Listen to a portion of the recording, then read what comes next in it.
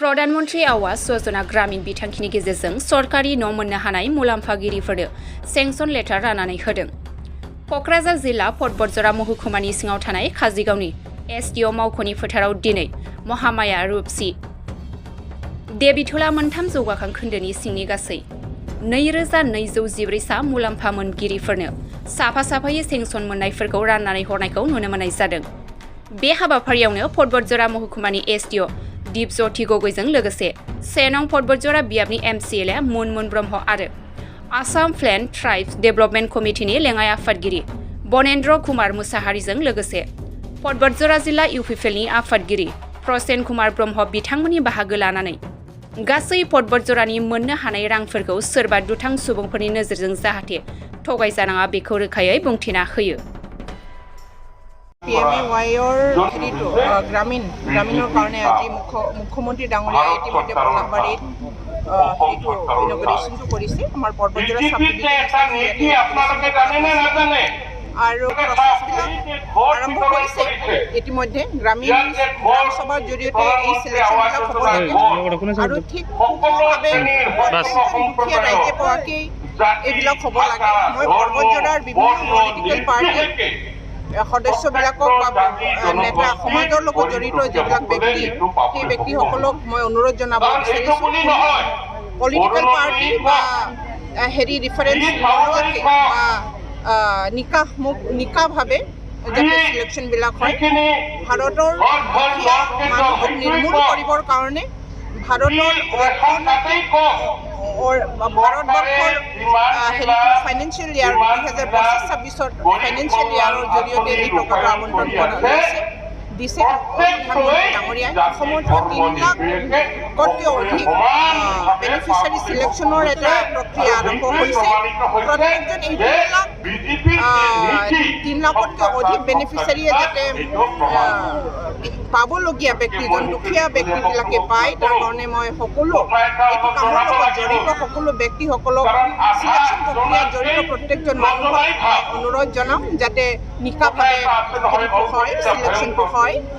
যোৱা কেইবাবছৰৰ পৰা মই শুনি আছোঁ এই আৱাস যোজনাৰ ঘৰ আবণ্টনৰ ক্ষেত্ৰত বিভিন্ন খেলিমেলিৰ কথা মই গম পাইছোঁ।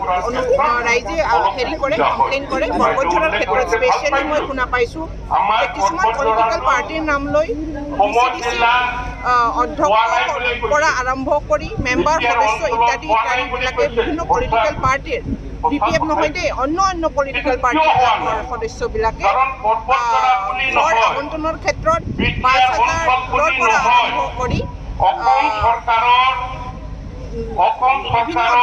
বিভিন্ন 2,500, 1,000, 1,200, 2,000, 5,000 এনেকুৱা টকা লুণ্ঠন কৰে বুলি মই ৰাইজৰ পৰা কমপ্লেইন এটা পাইছোঁ। এইটো যাতে নহয় মই প্ৰতিজনক অনুৰোধ জনাইছোঁ। মুখ্যমন্ত্ৰী ডাঙৰীয়া নিজেও অনুৰোধ জনাইছে, সকলোকে নিৰ্দেশ দিছে যাতে কোনোপধ্যেই হেৰিবিলাক লুণ্ঠন কাৰ্য বন্ধ হ'ব লাগে।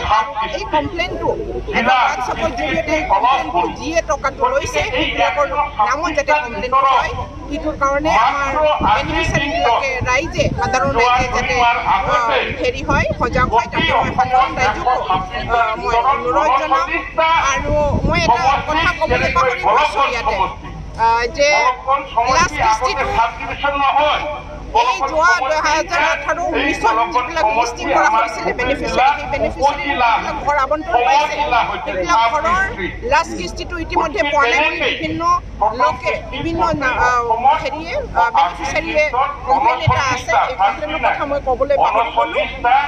নিশ্চয় এইবিলাক যাতে নহয়, মই সকলো পলিটিকেল UPPLৰ পৰা আৰম্ভ কৰি BJPৰ পৰা আৰম্ভ কৰি UPPLৰ সকলো হেৰি কৰ্মীসকলক মই অনুৰোধ জনাইছোঁ কোনো বিভেদ নকৰাকৈ, দল বিশেষ কোনো বিভেদ নকৰাকৈ প্ৰাপ্য দুখীয়া ৰাইজে যাতে এই ঘৰটো পাবলৈ সক্ষম হয় তাৰ কাৰণে চিলেকশ্যন কৰিব লাগে। 126টা সমষ্টিত 3,88,000 প্ৰধানমন্ত্ৰী আৱাস যোজনা গ্ৰামীণ আনুষ্ঠানিকভাৱে পলাশবাৰী সমষ্টিত শ্ৰদ্ধাৰ সকলোৰে জনপ্ৰিয় মুখ্যমন্ত্ৰী ডক্টৰ হিমন্ত বিশ্ব শৰ্মা ডাঙৰীয়াই আনুষ্ঠানিকভাৱে উদ্বোধন কৰিছে আৰু তাৰেই আমি ভিডিঅ' কনফাৰেন্সৰ জৰিয়তে আজি ইয়াত এই পৰ্বতজৰা চাব ডিভিশ্যনত আমাৰ 5 নং পৰ্বতজৰা MLA সমষ্টিত এই অনুষ্ঠানৰ জৰিয়তে আমিও 5 নং পৰ্বতজৰা MLA সমষ্টিত 2214টা চেক আমি বিতৰণ কৰিম। এই প্ৰধানমন্ত্ৰী আৱাস যোজনাৰ গ্ৰামীণ যিখিনি আজি বিতৰণ কৰা হৈছে, এনেইতো প্ৰধানমন্ত্ৰী আৱাস যোজনা গ্ৰামীণ গোটেই ভাৰতবৰ্ষতেই প্ৰতিটো ৰাজ্যত হৈছে, কিন্তু আজি যিখিনি বিতৰণ কৰা হ'ল আনুষ্ঠানিকভাৱে, এইটো একমাত্ৰ আমাৰ জনপ্ৰিয় মুখ্যমন্ত্ৰী ডক্টৰ হিমন্ত বিশ্ব শৰ্মাই নিজাববীয়া উদ্যোগত তেখেতৰ উদ্যোগত আজি অসমে এইটো পাবলৈ সক্ষম হৈছে। সেইকাৰণে এই আঁচনি লোৱাৰ ক্ষেত্ৰত আজি আমাৰ মাজত এটা বদনাম আছে যে IOI ঘৰ বা প্ৰধানমন্ত্ৰী আৱাস যোজনাৰ ঘৰ বা তেনেকুৱা কিবা আঁচনি চৰকাৰে ৰূপায়ণ কৰা আঁচনিবিলাক পাব লাগিলে টকা দিব লাগে, ধন দিব লাগে, এই কথাবিলাক আজি আমাৰ মাজত আগৰ পৰাই আমি শুনি আহিছোঁ। গতিকে এই মানে ডিষ্ট্ৰিবিউশ্যনৰ জৰিয়তে যে অসমত যে এতিয়া নিকা প্ৰশাসন চলি আছে, এইটো যাতে সকলোৱে ৰাইজে গম পায়, সেইকাৰণে এইটো কোনো এক পইচা নিদিয়াকৈ কাকো টকা খৰচ কৰিব নলগাকৈ, কাকো দিব নোলোৱাকৈ আজি সেইটো সকলোৱে পাবলৈ সক্ষম হৈছে, সেইটোৱেই প্ৰমাণিত হৈছে। আৰু এটা কথা যে এনেকুৱা অভিযোগো মাজে মাজে আহে যে ধনী মানুহবিলাকে ঘৰ পায়, গৰীবসকলে নাপায়। কিন্তু আজি যিসকল ব্যক্তি ইয়াত এই চেকটো লৈ যাব, তাত সিহঁতে আপোনালোকেও দেখিব, ৰাইজেও দেখিব, বেলেগ হিতাধিকাৰীসকলেও দেখিব যে সঁচাকৈ ধনী মানুহে পাইছে নেকি। যদি পাইছে লগে লগে সেইটো কৰ্তন কৰাৰ ব্যৱস্থাও ৰাখিছে। তাৰোপৰি আজি শ্ৰদ্ধাৰ মুখ্যমন্ত্ৰী মহোদয়ে কৈছে যে কিবা কাৰণত এই আঁচনিৰ সম্পৰ্কে কিবা লেনদেন যদি হয়, তেনেহ'লে হোৱাটছআপ নম্বৰ এটা দিয়া হ'ব। গতিকে এই হোৱাটছআপ নম্বৰত কমপ্লেইন দিলে যি ধৰণৰ মানে টকা পইচা লোৱাৰ কথা বা অভিযোগ এইটো ধৰা পৰে, লগে লগে জেলত যাব। আজি এইটো স্পষ্টভাৱে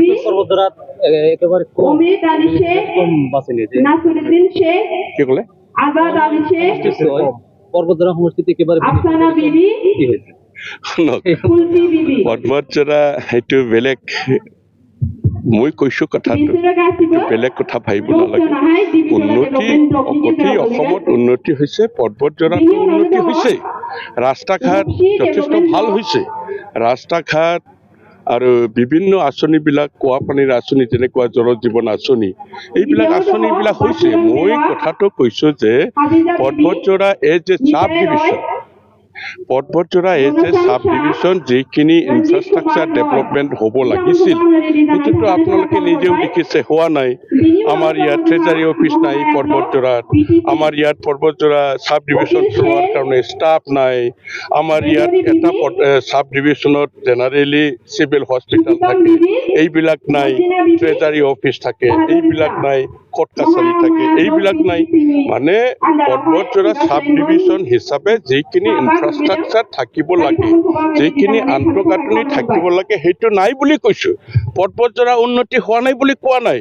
আৰু দেখা নাই, আমাৰ এটাই জ্বলন্ত সমস্যা আছিল, এই যে আমাৰ কাজিগাঁৱৰ পৰা মংলাজৰা যোৱাৰ ৰাস্তা, ইয়াত 3খন ব্ৰিজ আৰু যে ৰাস্তা, এই ৰাস্তাটো আজি আমাৰ অলপ কেইদিনমান আগতে আমাৰ শ্ৰদ্ধাৰ আমাৰ কি কয় লোকসভাৰ সদস্য শ্ৰদ্ধাৰ জয়ন্ত বসুমতাৰী ডাঙৰীয়া, তেখেতে কেইদিনমান আগতে এইটো উদ্বোধনী হৈ গ'ল।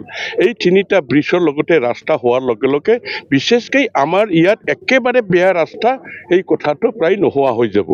মই কোৱা নাই যে পৰ্বতজৰা উন্নতি হোৱা নাই বুলি, মই কৈছোঁ যে পৰ্বতজৰা চাব ডিভিশ্যনৰ আন্তঃগাঁথনি যিখিনি ডেভেলপমেণ্ট হ'ব লাগে সেইটো হোৱা নাই।